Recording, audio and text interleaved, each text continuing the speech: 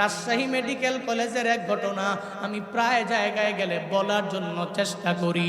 ওই রাজশাহী মেডিকেল কলেজে এক গর্ভবতী মায়ের যখন নিয়ে আসা হলো, ওই মাকে আনার পরে ডাক্তারেরা সব চেকআপগুলো যখন শেষ করে ফেললো, চেকআপ শেষ করে এবার সিদ্ধান্ত বেরিয়ে আসলো, বলে যদি স্ত্রীটা চায় তাহলে সন্তান পাওয়া যাবে না, মানে মা চাইলে সন্তান পাওয়া যাবে না, সন্তান চাইলে মাটারে পাওয়া যাবে না। যখন এই সিদ্ধান্ত বেরিয়ে আসলো, সিদ্ধান্ত নেওয়ার জন্য ওই মেডিকেল কলেজের ডাক্তারেরা এবার ওই মহিলার স্বামী কোথায়, গার্ডিয়ান কোথায় খুঁজতে চলে গেল। ওই গার্ডিয়ান খুঁজে খুঁজে বের করে তাকায়া দেখে হসপিটালের এক কোনায় দাঁড়াইয়া দাঁড়াইয়া সন্তানের জন্য অপেক্ষমান।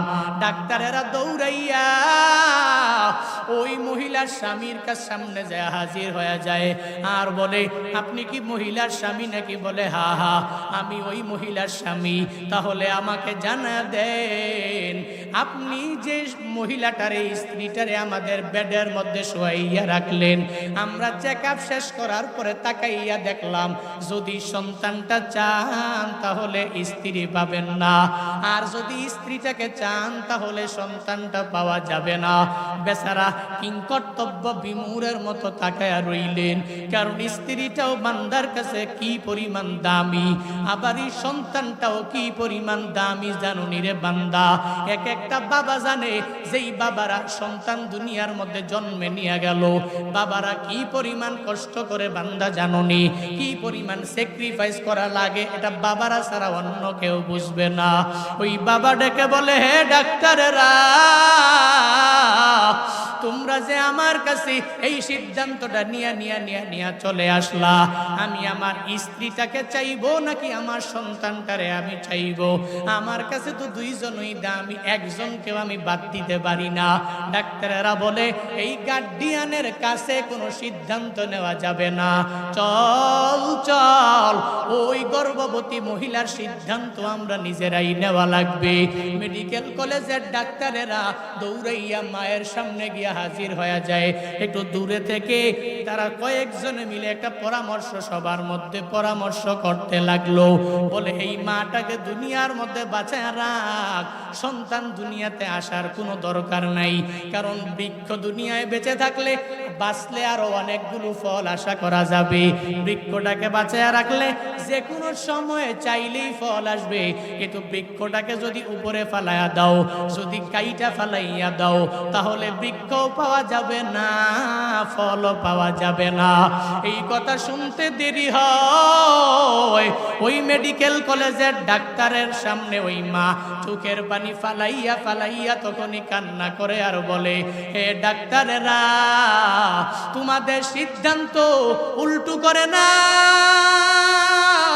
এই সিদ্ধান্ত আমি মা হইয়া মেনে নিতে পারি না, কারণ আমি মা হইয়া সন্তানের জন্য এত কষ্ট করেছি, কত রাত আমি সন্তানের জন্য ঘুমাইতে পারি নাই, কত দিনের বেলা আমি কাজের প্রভাবের কারণে সকাল বেলাও খাইতে পারি নাই, দুপুর বেলাও আমি খাইতে পারি নাই, রাতের বেলা খাবারের পেটটা নিয়ে যখন আমি বসে গেলাম, তখন আমি কত মজা করে খাবারগুলো মেখে সামনে হাজির করে দিলাম। এক দুই লোকমা যখন দিলাম, আমার ওই সন্তানটা পেটের মধ্যে এমন জোরে জোরে লাথি মেরে দিল, আমার সন্তান বুঝে না এই সন্তানের উপরে আমি মাও রাগান্বিত হইয়া যাই নাই, এই সন্তানের জন্য আমি মাও ক্রোধান্বিত হইয়া যাই নাই, যেই সন্তানের এত কষ্ট করে করে 9টি মাস আমি গর্ভে ধরেছি, আজকে আমি মায়ের কারণে সন্তান আসবে না, এটা হবে না, হবে না, হবে না, হবে না। হে মেডিকেল কলেজের ডাক্তারেরা, তোমাদের সিদ্ধান্ত চেঞ্জ করে নাও, তোমাদের সিদ্ধান্ত তোমরা উল্টো করে নাও। আমি মা দুনিয়ার মধ্যে থাকার দরকার নাই, আমার সন্তান দুনিয়ার মধ্যে আসবে, আমি মায়ের জন্য যখন একটু বড় হয়ে যাবে, আমি আমার স্বামীর কাছে কত ওয়াদা করাইছি, গত রাতের বেলা আমি আমার স্বামীর কাছে বলেছি, ও স্বামী আমার এই সন্তান দুনিয়ায় আসার পরে একটু হাফেজে কোরআন বানাবেন। আমার স্বামী যদি আমার কথা মেনে আমার এই সন্তানটারে হাফেজে কোরআন যদি বানায়, সে হাফেজ হওয়ার পরে আমি মায়ের মাকবারার সামনে গিয়া যখন দাঁড়ায়া যাবে, আমি মায়ের কবর যদিও জাহান্নামের গর্ত হয়ে যায়, যখন সে আশেপাশের লোক থেকে পূর্ণাঙ্গভাবে শুনতে পারবে আমি মা তার জন্য কি পরিমাণ স্যাক্রিফাইস করেছি, এটা শুনলে সে দৌড়াইয়া আমি মায়ের কবরের সামনে গিয়া হাজির হয়ে যাবে। আমি মা যে তার জন্য জীবনটারে বিলীন করে দিয়া দিলাম, অসুবিধা নাই। আমি মায়ের মাকবারার সামনে গিয়া দাঁড়াইয়া আমি মায়ের জন্য যখন চোখের পানি ফালাইয়া দোয়া করবে, রব্বির হামহুমা কামা রব্বায়ানি সগীরা, ও দয়ার মালিক, আমার মা বাবা আমাকে যত কষ্ট করে করে ছোটকালে লালন পালন করেছে, ও আল্লাহ আমার মা দুনিয়ায় নাই, আজকে কবরের মধ্যে আমার মায়ের কবর যদিও জাহান্নামের গর্ত হয়ে থাকে, এই মুহূর্তের মধ্যে তুমি জান্নাতের বাগান বানায়া দাও।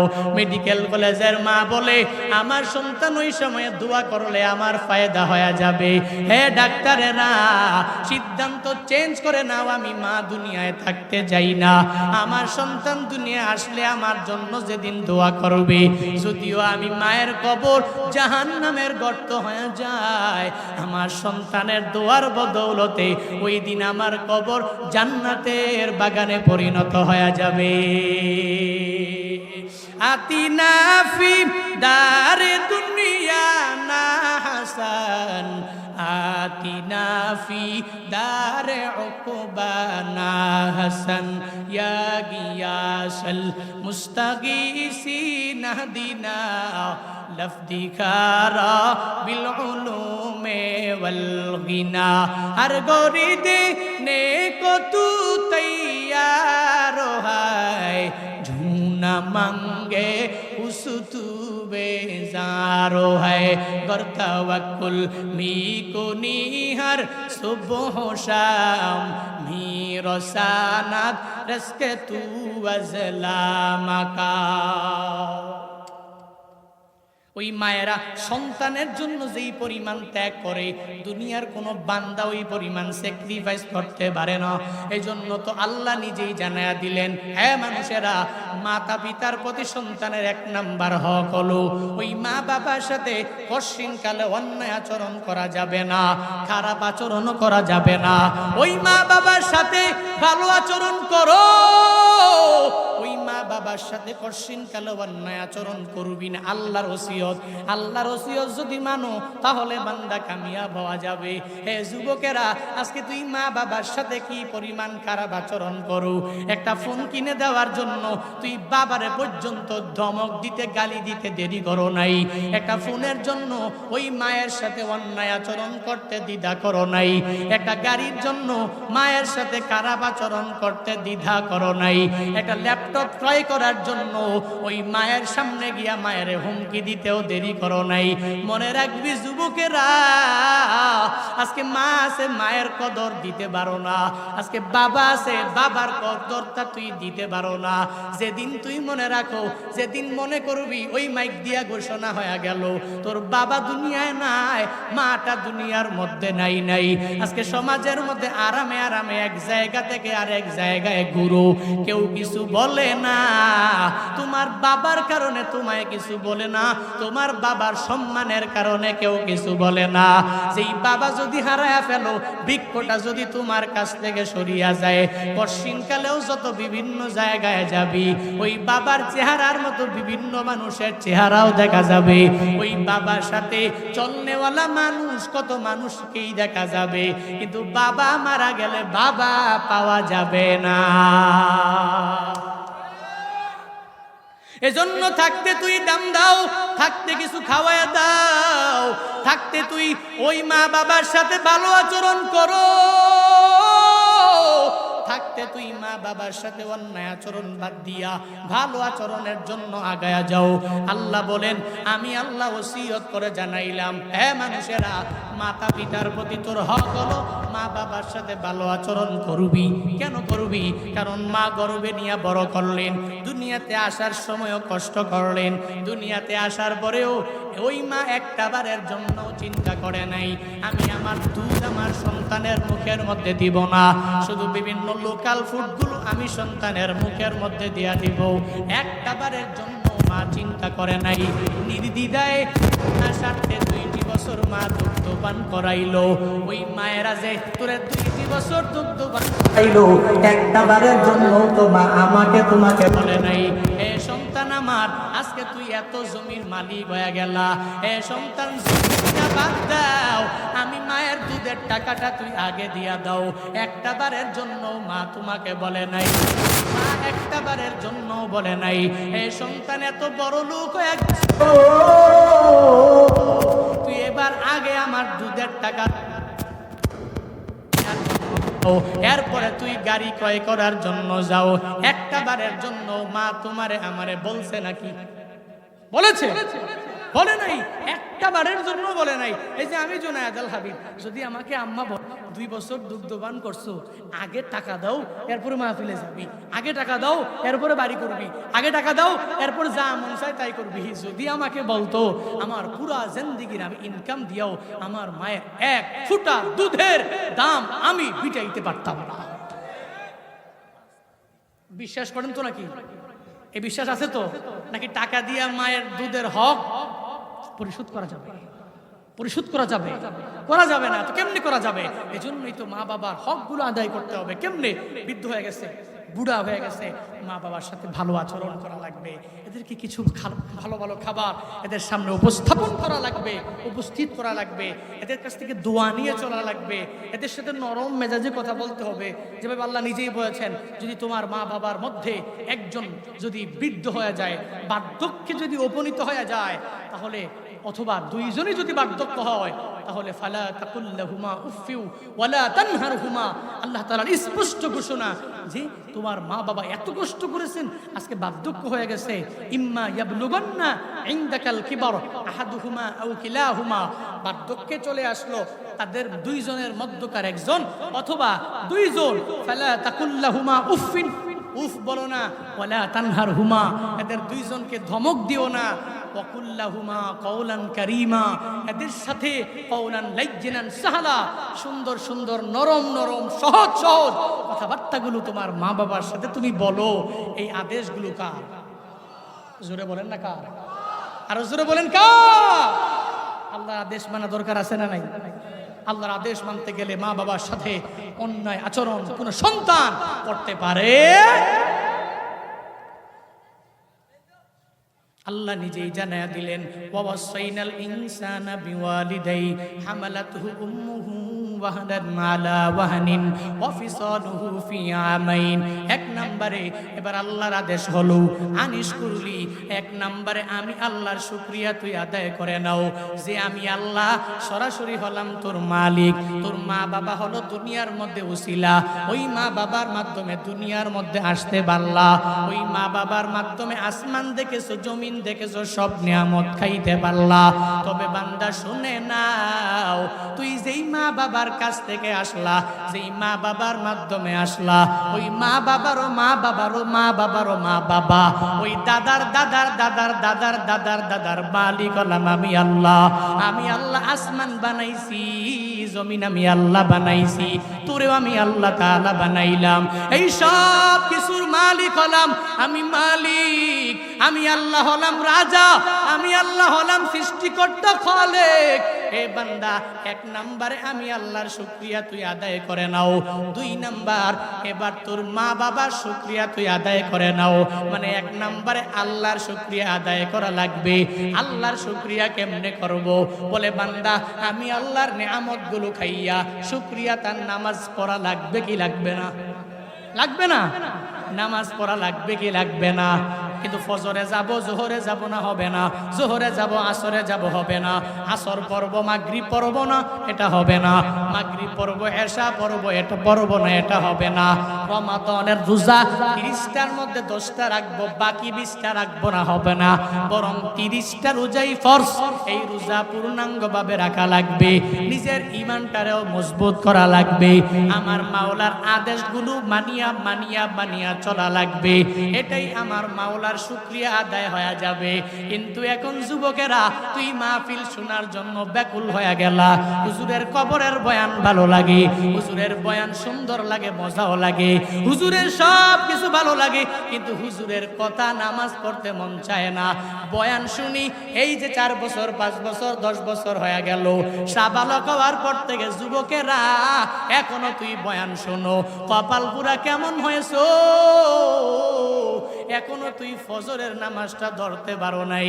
এখানে এমনও অনেক যুবক আছে গত টানা 1-2 সপ্তাহ 1 মাস ফজরের নামাজটা পড়ে না, 2টা 3টা পর্যন্ত ফ্রি ফায়ার খেলা, বিভিন্ন ওয়ার্ল্ড ক্রিকেট চ্যাম্পিয়নশিপ ক্রিকেট খেলা, বিভিন্ন ড্রিম লেগুর ফুটবল তুই খেলা, 2টা 2:30টায় ঘুমাও। ফজরের নামাজ তোমার কাজা হয়ে যায়, একদিনের জন্য কাজা হয়েছে এমনটা না, টানা মাস পর মাস, মাস পর মাস বান্দা তুই কাজা করে যাও। এমন কপাল পুরা যুবক সমাজে আছে না? না আছে না নাই? আজান শুনে আসো যারা বিছানায়, তাদের জন্যে কান্দেন নবী মদিনায়, তাদের জন্যে কান্দেন নবী মদিনায়। ওই নবীর জন্য কি মায়া লাগে না, হায়রে উম্মত নামাজ কেনে পড়ো না, হায়রে উম্মত মসজিদে কেন আসো না। আজান শুনে আসো যারা বিছানায়, তাদের জন্যে কান্দেন নবী মদিনায়, তাদের জন্যে কান্দেন নবী মদিনায়। ওই নবী তোমার আমার জন্য যেই পরিমাণ কষ্ট করলেন বান্দা, এত কষ্ট করে করে নামাজ দিয়া গেলেন, এত কষ্ট করে করে রোজা দিয়া গেলেন, এত কষ্ট করে করে বান্দা নেক আমলগুলো দিয়া গেলেন, তোমার জন্য আমার জন্য নবী রক্ত জড়াইলেন। তায়েফের ময়দানের ঘটনা, এমন কোনো বান্দা নাই তোমরা জানো না যেই তায়েফের ময়দানে নবী কালিমার দাওয়াত নিয়ে গেলেন, এদের কাছে ভালো, নবীর দাওয়াত দেওয়ার সময় এদের কাছে ভালো লাগে নাই, এদের কাছে কালেমা ভালো লাগে না, এদের কাছে নবীর দাওয়াতটাও ভালো লাগে না। ওই তায়েফের কাফেরেরা আমার নবীর কথা না মানিয়া বরং পাথরগুলো নবীর উপরে এমন ভাবে ছুটতে লাগলো, মুহাদ্দিসিনে কেরামগণ জানায়া দেয় ওই তায়েফের ময়দানে নবীর রক্ত মুবারক গুলো জমিনের মধ্যে ঝরে পড়লো। শুধু তাই না, আমার নবীর মুজা মুবারক রক্ত মুবারক দিয়া পরিপূর্ণ ভিজে গিয়েছিল। ওই মুহূর্তেও নবীকে আমার আল্লাহ ফেরেশতাদের মাধ্যমে পাঠালেন। ওই পাহাড়ের নিয়োজিত ফেরেশতারা নবীর কাছে যায় বলে, ও নবী আমার, পাহাড়ের নিয়োজিত ফেরেশতারা আপনাকে কি পরিমাণ আঘাত করেছে, আপনার পুরা বডিটা রক্তাক্ত করে ফেললো। ও নবী, যদি অনুমতি দেন এই পাহাড়টাকে এদের উপরে চাপাইয়া দিব। নবী আমার বলে, এ নিয়োজিত ফেরেশতারা, না না, আমার কথা অনুযায়ী যদি তোমরা তোমরা এই পাহাড়ের নিয়োজিত ফেরেশতারা যদি এই পাহাড়টাকে এই উম্মতের উপরে চাপায়া দাও, তাহলে আমি নবী কার কাছে গিয়া কালিমার দাওয়াত দিয়া দিব, কার কাছে গিয়া আমি নবী ঈমানের দাওয়াত দিয়া দিব? না না, এদের মারা যাবে না, যাবে না, যাবে না। আল্লাহর কাছে নবী হাত বাড়াইয়া এদের জন্য বদদুয়া করে নাই, বরং এদের জন্য আল্লাহর নবী হিদায়াতের দোয়া করলেন। এত কষ্ট করলেন, এরপরেও তোমার আমার জন্য বদদুয়া দেয় নাই, এরপরেও নিজে আলিশান জিন্দেগি গঠন করে নাই, তোমার জন্য আমার জন্য দিয়া গেলেন। হে মানুষেরা, আজকে রেডিমেড ইসলাম তুই পাইয়া নামাজের মধ্যে যাও না, তোর মসজিদে যাইতে কোনো বাধাও নাই, মাদ্রাসায় যাইতে কোনো বাধা নাই, নেক আমল করতে গেলে তোমারে কোনো বান্দা বাধাও দেয় না। এরপরেও কত পাগল পারা তুই হয়েছো, এরপরেও তোর নামাজে যাইতে ভাল লাগে না। ওই ফিলিস্তিনের দিকে তাকায়া দেখ, ওই গাজা উপত্যকার মধ্যে কি পরিমাণ বোমা হামলা চালায় ইসরায়েলিরা। সারা বিশ্বের পশ্চিমারা 50 বছর যাবৎ ফিলিস্তিনিরা এত কষ্ট পাইল, কত মা সন্তান হারা হয়ে গেল, কত স্ত্রীরা স্বামী হারা হয়ে গেল, কত স্বামীরা বিবি হারা হয়ে গেল। টেলিগ্রামে কত ভিডিও দেখেছি, ওই ভিডিওর মধ্যে দেখে চোখের পানি ধরে রাখতে পারি নাই। এই ফিলিস্তিনিদের এত পরিমাণ আঘাত, এত পরিমাণ কষ্ট ইসরায়েলেরা দিয়া দিল। পশ্চিমা বিশ্বের তারা এতদিন পর্যন্ত ইসরায়েল রে কেউ বলে না, হে ইসরায়েল থেমে যাও, তোমরা সমঝোতার মধ্যে এসে যাও। এই যে 4-5 দিন আগে ওই ইসরায়েলের আয়রন ড্রোমটাকে যখন ধ্বংস করে ফেললো, মাথা বড় গরম হয়ে গেল, পশ্চিমা বিশ্বের মাথা বড় নষ্ট হয়ে গেল। এবার এরা বলে তোমাদের যুদ্ধ সামনে আগানোর দরকার নাই, নিউট্রাল অবস্থায় রাখ, সমঝোতার মধ্যে এবার আসতে চাও। যুক্তরাষ্ট্রের ওই কুকুরেরা এরা আবার ইসরায়েলের পক্ষ নিয়ে গেল। এতদিন পর্যন্ত এদের মানবতার দিকে দেখা যায় নাই, এতদিন পর্যন্ত স্বাধীনতাকামী মুসলমানদের পাশে ওরা দাঁড়ায় নাই, এতদিন পর্যন্ত মুক্তিকামী ফিলিস্তিনের পাশে এরা দাঁড়ায় নাই। তাকাইয়া দেখ, এখন ইসরায়েলের পাশে দাঁড়ায় গেল, মুসলমানদের পাশে দাঁড়ায় না। সৌদি আরবের মতো এত বড় মুসলিম রাষ্ট্র হওয়ার পরেও কত দুঃখ, এত বড় মুসলিম রাষ্ট্র হওয়ার পরেও পাশে দাঁড়ায় না। কপাল বড় খারাপ, আরব আমিরাতের মতো বড় বড় রাষ্ট্রগুলো ওই ফিলিস্তিনের হামাসের পক্ষে এরা দাঁড়াইতে পারে না। এরা তো ইসলামটারে দিল দিয়া মোহাব্বত করে না। যদি করত তাহলে আমার এক ভাই যদি রক্তাক্ত হয়ে যায়, যদিও আমি দূরে, আমারও তো রক্তক্ষরণ অন্তরের মধ্যে হয়ে যাবে। কারণ তাদের ধর্ম ইসলাম, আমিও মানি আল্লাহ, তারা আমার মদিনাওয়ালা নবীকে মানে, আমরাও তো মদিনাওয়ালা নবীরেই তো মানি। এরা আল্লাহরে মানে, আমরাও আল্লাহরে মানি। এরা নবীরে মানে, আমরাও নবীরে মানি। এরাও নামাজে যায়, আমরাও নামাজে যাই। এরাও রোজা রাখে, আমরাও রোজা রাখি। এরাও নেক আমল করে, আমরাও নেক আমল করি। মুসলমানেরা আরেক মুসলমানের রক্তক্ষরণ হলে নিজেরে ধরে রাখতে পারে না, যদিও ময়দানের মধ্যে নামতে পারে না, যদিও মুখ দিয়া বলতে পারে না, একটা ঘৃণা প্রকাশ তো এরা জানাইতে পারে। একটা ঘৃণার বাক্য তো বিবৃতি দেওয়ার মাধ্যমে সংবাদ সম্মেলন করে জানাইতে পারে। পশ্চিমা বিশ্বের ইহুদিরা এদের ইহুদি ধর্মটাকে টিকায় রাখার জন্য, এদের ধর্মটাকে বড় করার জন্য এরা যদি এক হয়ে যাইতে পারে, হে বিশ্বের মুসলমান, তোমরা কেন এক হতে পারো না? এখনো কি পরে আসো নামাজে? কোন জায়গায় হাত বাঁধবা? এখনো কি পরে আসো? এখনো কি পরে আসো ইসলামের কোন কোন আমলগুলো কোন সময়ে করা লাগবে? না না, মুসলমানের এই দুর্দিনে সব মুসলমানরা এক হয়ে যাও। বিশ্বযুদ্ধ যখন আসবে, দাজ্জাল দুনিয়ার মধ্যে নেমে আসবে, ওই দাজ্জালের বিরুদ্ধে রুখে দেওয়ার জন্য মুসলমানরা এক নিঃশ্বাসে এক ঐক্য হইয়াই আগায়া যাওয়া লাগবে, ঠিক কিনা? এই সময়ে কি বিভেদ করলে চলে নাকি? কথা বলেন না কেন? এখন বিভেদ না, এখন ঐক্য, মুসলমানরা এক হওয়া লাগবে। খালি কামড়া কামড়ি ফেসবুকের মধ্যে, ওই হুজুরে কি করলো, এই হুজুরে কি করলো, এই হুজুরে কি করলো, একজনে আরেকজনে কি পরিমাণ কামড়া কামড়ি। ইসলাম, আহা, আমার ধর্ম শান্তির ধর্ম। মত আমারটা একরকম হতে পারে, আরেকজনেরটা আরেক রকম হবে, কিন্তু ওই মতের বিরুদ্ধে আমি কেন প্রকাশ্য দিবালোকে হাজার হাজার মানুষের সামনে কেন তাকে গালিগালাজ করবে? ব্যক্তিগতভাবে তার সাথে বসতে পারি, একটা সমঝোতায় আসতে পারি, কিন্তু সমাধান কিন্তু এটা নয়। গালিগালাজ এটা সমাধান নয়।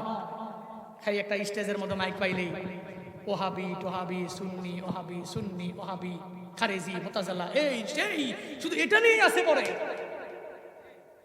ইসলাম কোথায়? তুমি কোথায়? ফিলিস্তিনের মুসলিমদের হামাসের সেই প্রত্যেকটা মেম্বারের ইমানি পাওয়ার দেখো। এই যে 2 দিন আগে দেখছি একজনে বলছে 20 জন ইহুদিবাদকে জাহান্নামে পাঠায়, এরপর নিজে মরছে। নিজের কাছে গর্ববোধ করেছে, নিজেকে গর্বিত মনে করেছে যে আমি একজন মরেছি তো কি হয়েছে, 20 জন ইহুদিবাদকে আমি জাহান্নামের অতল গহ্বরে ফালাইয়া এরপরে জান্নাতের সুধা পান করেছি। মুসলিম, এটা মুসলিম। এর ভিতরে আছে ইসলাম, এর ভিতরে আছে একত্ববাদের স্লোগান। এরা প্রত্যেকটা জায়গায় আল্লাহু আকবারের স্লোগান দিতে জানে, কিন্তু আমরা তো কোন একটা ভয় পাইলে এরপরে এমন দৌড় মারি, হায় হায় রে নাই রে আমি গেছি রে। চাকরির ভয়ে, কিছু টাকা পয়সার ভয়ে, কিছু নেতৃত্বের ভয়ে হক কথাগুলো বলতে পারি না সমাজে, হক কথাগুলো বলতে পারি না সমাজে। কিছু টাকা পয়সা পাবো, কিছু বড় নেতা হতে পারবো, নেতৃত্বের আসনে আসীন হতে পারবো না। মুসলমানেরা ফিলিস্তিনে হামাসদের মতো মুসলমান হও, তাগড়া মুসলমান। আল্লাহ হওয়ার তৌফিক দান করুন। আরো জোরে বলেন, আবার পড়েন। আজ বিশ্বের চারিদিকে মুমিন মরছে দুঃখে, একটু কি দিলে হয় না। ওরে কাপুরুষ ঘরে বসে ভাবছো হিসাবে কষে, এখনো তো সময় হলো না। আজ বিশ্বের চারিদিকে মুমিন মরছে দুঃখে, একটু কি দিলে দয়া হয় না। ওরে কাপুরুষ ঘরে বসে ভাবছো হিসাব কষে, এখনো তো সময় হলো না। মুমিনরা হয়ে যাবে মাজলুম, গাজওয়ায়ে হিন্দ ভাঙাবে ঘুম। ঠিক কিনা? মুমিনরা হয়ে যাবে মাজলুম, গাজওয়ায়ে হিন্দ ভাঙাবে ঘুম। পদে পদে আসবে মুসিবত, চারদিকে পড়বে পাপের ধুম। মুমিনরা হয়ে যাবে মাজলুম, গাজওয়ায়ে হিন্দ ভাঙাবে ঘুম। পদে পদে আসবে মুসিবত, চারদিকে পড়বে পাপের ধুম। মূর্খরা গর্বে সমাজ, উঠে যাবে এলে মোলা। মূর্খরা গর্বে সমাজ, উঠে যাবে এলে মোলা। আসছে কিয়ামত রুখতে মুসিবত, হাঁকছে আজান বেলাল। আসবে মহাকাল, রুখতে হবে দাজ্জাল। আসবে মহাকাল, রুখতে হবে দাজ্জাল। আসবে মহাকাল, রুখতে হবে দাজ্জাল। যার এক হাতে থাকবে জান্নাত, এক হাতে থাকবে জাহান্নাম। মানুষকে বলবে ডেকে ডেকে, আমি তো তোমাদের খোদা মহান। যার এক হাতে থাকবে জান্নাত, এক হাতে থাকবে জাহান্নাম। মানুষকে বলবে ডেকে ডেকে, আমি তো তোমাদের খোদা মহান। যার দিলে থাকবে ঈমান, হবে না তো সে বেঈমান। যার দিলে থাকবে ঈমান, হবে না তো সে বেঈমান। মুমিন বলবে ডেকে ঈমান নিয়ে বুকে, নিশ্চিত তুই দাজ্জাল। আসবে মহাকাল, রুখতে হবে দাজ্জাল। আসবে মহাকাল, রুখতে হবে দাজ্জাল। আসবে মহাকাল, রুখতে হবে দাজ্জাল। রাজি আছে তো মুসলমানেরা? পারবে তো দাজ্জাল রুখতে ইনশাআল্লাহ। আল্লাহ সবাইকে দাজ্জাল রুখার মতো সেই ঈমান দান করুন। আরো জোরে পড়েন, কে দাজ্জাল কে ভালো মানুষ চিনার তৌফিক দান করুন। আবার পড়ি আমিন। কষ্ট পেয়েছেন আপনারা? রাগ করতেছেন নাকি আপনারা? খারাপ লাগতেছে আপনাদের? রেডিমেড ইসলাম পাইছি, রেডিমেড ইসলাম পাইছি তো এখন তো এই জন্য তো রোদ নাই, মায়া নাই, নামাজ নাই, আমল নাই, নেক আমল নাই, কিচ্ছু নাই। নামাজের দিকে আগানো লাগবে। আল্লাহ বলেন আনিস করলি, আমি আল্লাহর শুকর করো। এর মানে কি আমি আল্লাহর প্রত্যেকটা আদেশগুলো মানো, নিষেধ থেকে নিজেকে বিরত রাখো। এরপরে 2 নম্বরে পিতা মাতার শুকর আদায় করো, মানে এদের থেকে দোয়া নিয়া চলো। এবার গেল মাতা পিতার প্রতি সন্তানের হকগুলো। এবার মা বাবারা সারা জিন্দেগি তো খালি সন্তান করে কইলাম, এবার মা বাবাদের কিছু বলা দরকার আছে। এত মারছেন কেন আপনারা? স্পিরিট মাইরা নাক বন্ধ করে ফেলছেন, আর বেশি মাইরেন না। ঠিক আছে, আচ্ছা হ্যাঁ, সন্তানের প্রতি পিতামাতার কিছু হক আছে, আছে না নাই? সন্তানগুলোরে তো আমরা নিজেরাই খারাপ বানাই। কেমনি বানাই দেখেন। সন্তানের প্রতি পিতামাতার হক 1 নাম্বার, এই পিতামাতারা সন্তানের জন্য, শোনেন, দাঁড়ান দাঁড়ান দাঁড়ান দাঁড়ান দাঁড়ান, এত কথা না বলি ভাই। সন্তানের প্রতি পিতামাতার হক হলো, আচ্ছা আমি কথা বলতে পারি, আচ্ছা আপনি দেখতেছেন নাকি দাদা? ওই আচ্ছা আচ্ছা আচ্ছা আচ্ছা আচ্ছা আমি আপনাকে একটু আপনারা একরাম করেন। এগুলো দরকার আছে তো নাকি? দরকার নাই না? এগুলো দরকার আছে, দরকার আছে, দরকার আছে। একটু একটু আপনারা পাশে চেপে বসেন, আমাকে দেখার জন্য চেষ্টা করেন একটু। আমি শেষ করে দিব, হুজুর চলে আসবেন, হুজুর চলে আসবেন ইনশাআল্লাহ। আচ্ছা এদিকে এদিকে মনোযোগ দিন, এদিকে মনোযোগ দিন। সন্তানের প্রতি পিতামাতার হক, সন্তানের প্রতিও কিন্তু আছে, মা বাবার উপরে কিছু হক আছে। কি? 1 নাম্বার, সন্তানের জন্য মা বাবারা, এই কথা শুনুন, এই যে এখানে ফাঁকা আছে, আপনারা এই ফাঁকা জায়গাগুলো দেখেন না? একটু একটু গ্যাপ পরিপূর্ণ করতে পারেন না আপনারা? রাস্তায় বসে পড়েছেন, একটু একটু কষ্ট করে এখানে এসে বসেন। এই যে কিছু লোক আপনারা চাপেন চাপেন চাপেন, চাপলি তো হয়ে যায়, চাপলে হয়ে যায় না? একটু চাপলে হয়ে যায়, রাস্তা বন্ধ করে ফেলেছে। একটু একটু চাপেন। এবার চাপে না কেন ভাই? একটু চাপেন চাপেন, একটু চাপেন চাপেন চাপেন।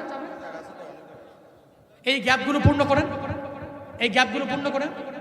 জি এদিকে আমার দিকে।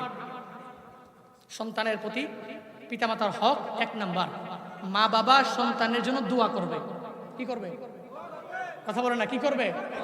দোয়া করবে। কিন্তু আমগো আব্বা মারা তো দোয়া করতে পারে না। হ্যাঁ আচ্ছা, মা বাবা, কথা না বলি, আমরা কথা না বলি। আস্তাগফিরুল্লাহ রাব্বি।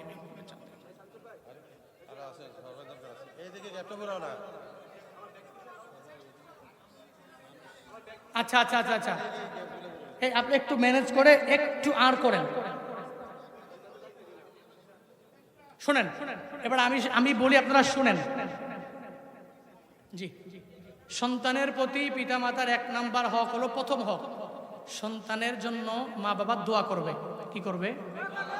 কিন্তু আমরা দোয়া করতে পারি না, দোয়া করা লাগবে।